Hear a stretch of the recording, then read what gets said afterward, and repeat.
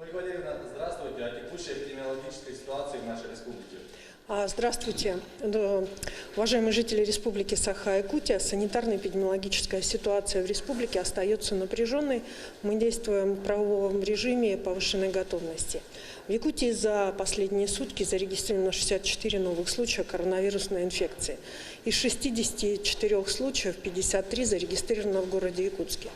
Необходимо обратить внимание, что наш переход в данном вопросе в красную зону, он связан, к сожалению, с небольшими случаями, которые у нас выявлены в социальных учреждениях, относительно которых мы принимали достаточно серьезные меры ограничений действий. Тем не менее, уже на настоящий момент под контроль еще более усиленный взяты эти соцучреждения.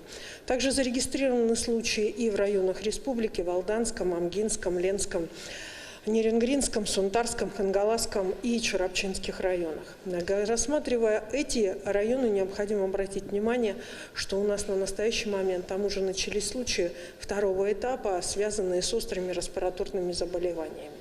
Я хочу, конечно, выразить соболезнования относительно 2 подтвержденных случаев летальных исходов.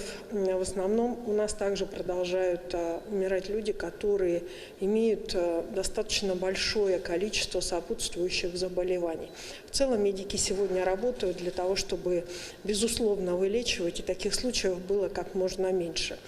За сутки, так как были, соответственно, воскресные дни, количество исследований, которые проведено в лаборатории, снижено до 2000 исследований. В целом на территории республики проведено 328 879 исследований. Это те исследования, которые у нас на настоящий момент проводятся уже в 13 лабораториях. Необходимо обратить внимание на то, что в настоящий момент коронавирусная инфекция по своему, сама по себе, этот вирус сам уходит у нас не просто в районы, а уходит в дальние поселения. Поэтому сегодня у нас появился новый этап работы республиканского штаба, не только взаимодействия с районными оперативными штабами, а и с оперативными штабами на местах. При выявлении случаев в конкретных поселениях главы муниципальных образований должны принимать все меры поселенческого уровня для того, чтобы непосредственно граждане более усиленно соблюдали санитарно-эпидемиологические правила и помощи нашим медицинским работникам и санитарным врачам по выявлению и изоляции контактных лиц.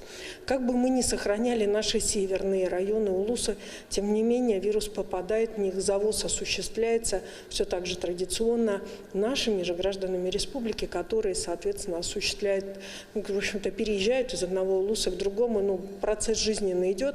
В любом случае, каждый из нас должен понимать, что он в любой момент может привести в тот или иной район или где-то сам получить то или иное заболевание. Мы усиленно продолжаем готовиться к 1 сентября, рассчитывая на то, что все-таки 1 сентября должно пройти в нашей традиционной форме. Часть школ уже готовы, часть школ еще, находится в ремонтном состоянии. Ну и, конечно же, для всех важно понимание, каким образом будет непосредственно осуществляться у нас процесс. Есть понимание в позициях какого характера? О том, что будет уменьшение количества детей в классах для того, чтобы как можно меньше допускать групп под заражение и, соответственно, соблюдение санитарно-эпидемиологических правил в самих школах. Сегодня принимается решение о приобретении и как санитарно-эпидемиологических средств индивидуальной защиты, так и рециркуляторов для обеззараживания воздуха. Такая ситуация на сегодня. Спасибо большое.